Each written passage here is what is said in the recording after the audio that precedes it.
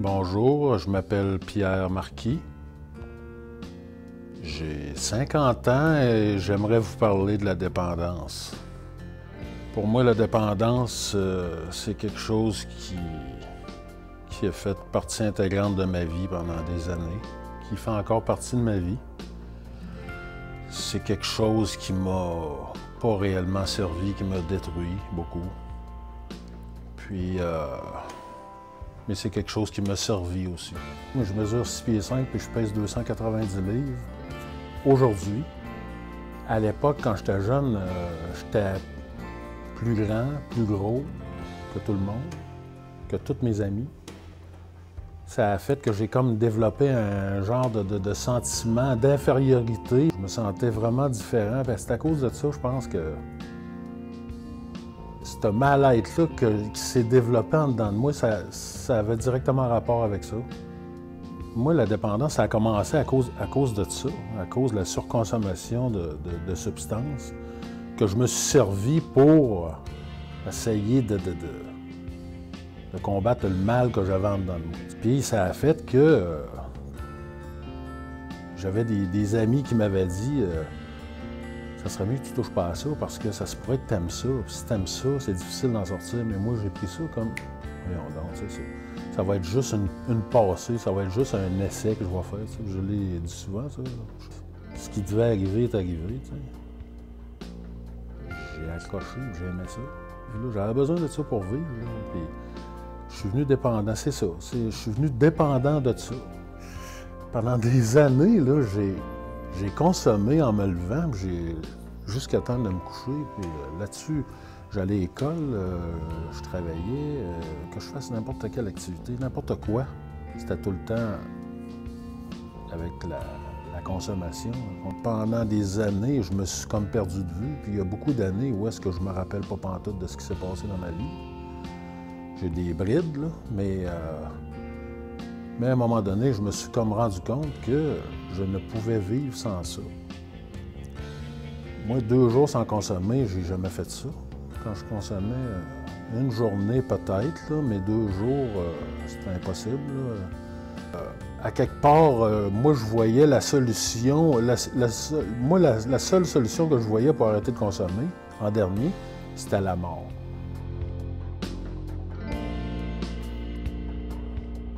Mais j'ai perdu un amour que j'avais. J'étais en train de perdre mes parents, tu sais, j'ai perdu beaucoup d'argent, des sommes incroyables.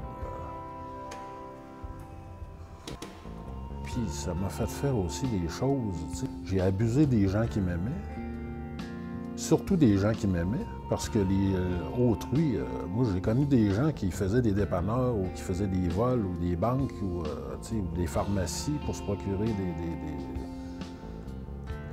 Mais moi, c'était pas ça, ma vision. Moi, je n'étais pas un criminel, j'ai jamais eu ça dans le sang, puis j'ai jamais eu j'ai jamais été violent non plus. Là. Ce que ça a amené, ça a fait de moi une personne, là, tu sais, que j'ai commis des choses qu'en temps normal, j'aurais jamais faites.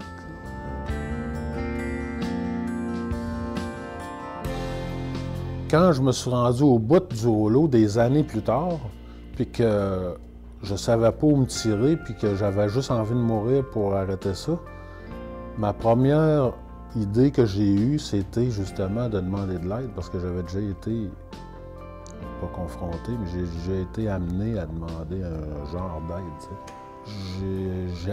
Moi, je travaillais pour une compagnie, une multinationale aujourd'hui, mais dans le temps, c'était une grosse compagnie québécoise, puis on avait un plan d'aide aux employés. Puis j'ai appelé le responsable du plan d'aide aux employés, puis j'ai dit que j'avais un problème, puis que j'avais besoin d'aide, mais que je savais pas où m'adresser. Fait que lui, il m'a donné une petite liste de places où est-ce que je pouvais m'adresser. Puis je me suis adressé au CLSC, je restais sur la Rive-Sud à l'époque. Je me suis adressé au CLSC pas loin de chez nous, puis j'ai été mis en rapport avec une personne qui m'a comme pris sous son aile. C'est C'est une travailleuse sociale qui travaillait dans un département précis d'aide pour les personnes là, qui avaient un problème de surconsommation. J'ai été mis comme en rapport avec cette maison-là, puis j'ai demandé de l'aide, puis on m'a donné de l'aide. On m'a donné de l'aide, puis la compagnie pour qui je travaillais m'ont backé, m'ont aidé. Il aurait pu dire, regarde, t'as un problème, démarre-toi de tes affaires, puis merci, bonsoir. Tu sais, il y en a plein de monde qui veulent travailler ici, mais non. Ils m'ont dit, nous autres, on tient à cœur que nos employés soient bien, puis ils m'ont aidé pour suivre une thérapie. Tu sais, j'ai suivi une première thérapie avec l'aide de ma compagnie. Le plus dur, c'est d'arrêter de consommer. De dire que aujourd'hui, je rentre ici, je consomme pas, en principe. Avant de rentrer, peut-être qu'il y en a, j'ai connu pas mal de monde qu'avant de rentrer, ils partaient sur la brosse comme il faut, puis ils rentraient là. C'est de dire que pendant un laps de temps, tu ne consommeras plus. Là, c'est sûr que ça, je pense que c'est ce qui est le plus dur. Là. De faire la coupure avec ce qui t'a... C'est comme si tu arrêterais de respirer, finalement. Tu sais. C'est de faire un voyage à l'intérieur de toi. Et ça, là, c'est... Quand tu l'as jamais fait, vraiment, là, ce qui a mené ta vie, c'est la peur, tu sais. Toutes les sortes de peurs qui montent, là, tu sais. Parce que moi, dans le fond, c'était ça. C'est quoi qui menait ma vie? C'était la peur de manquer de substance. C'était la peur de manquer d'argent. C'était la peur de manquer d'amour. La peur de... Plein de peurs. J'essaie de faire ça 1 heure à la fois. Tu sais. Ça fait pas 10 minutes à la fois.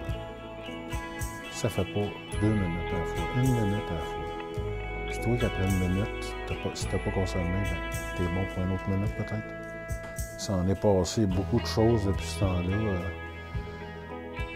Ça va faire 16 ans cette année que j'ai arrêté de consommer, que j'ai pas pris d'alcool ni de drogue ou de substances qui modifient le comportement.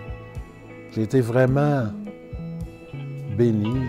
Moi, je considère que j'ai pas fait ça tout seul. Tout ce qui m'est arrivé dans ma vie, j'ai eu de l'aide de... Moi, j'ai pas peur d'en parler, d'une puissance supérieure en quoi que je crois. Là. Il y a quelqu'un quelque part, il y a quelque chose quelque part qui a pris soin de moi, tu sais.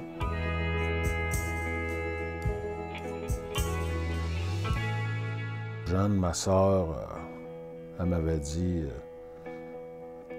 tu pourrais peut-être glisser un mot à Antoine sur ce que tu as vécu, parce qu'on sent qu'il commence à bifurquer, il commence à essayer à penser, tu sais, avec ses amis, puis tout. Moi, j'ai dit à Antoine, j'ai dit, t'as plein d'expériences à vivre dans ta vie, ça s'en vient bien pour toi, là. Mais moi, j'y ai parlé de moi, j'ai dit, quand j'étais jeune comme toi, moi, c'était le sport, puis c'était vraiment ça qui occupait mes pensées, mes journées, mais à un moment donné, j'ai essayé d'autres affaires qui ont fait que j'ai tombé dedans, puis j'ai aimé ça. C'était vraiment difficile de m'en sortir, mais j'ai été chanceux de m'en sortir. J'ai dit, moi, je voudrais pas que tu t'en ailles jusque-là. Mais par contre, c'est ta vie à toi. Mais c'est possible de s'en sortir, mais ça prend vraiment beaucoup de travail. Fait que ce que tu as essayé, essaye-le. Moi, je te dirais jamais, fais pas ça, parce que de toute façon, tout ce qui est défendu, on le fait pareil. Mais si tu as des questions, des choses, des interrogations, tu peux m'appeler n'importe quand. Si tu as besoin d'aide, tu peux m'appeler n'importe quand. Je suis là pour toi, parce que je t'aime. Tu es le fils de ma soeur, puis tu es mon filleul. Fait que... Mais ce serait n'importe qui d'autre, je dirais, vous êtes jeune, vous avez la vie devant vous autres. Ça, c'est pas à tasser du revers de la main.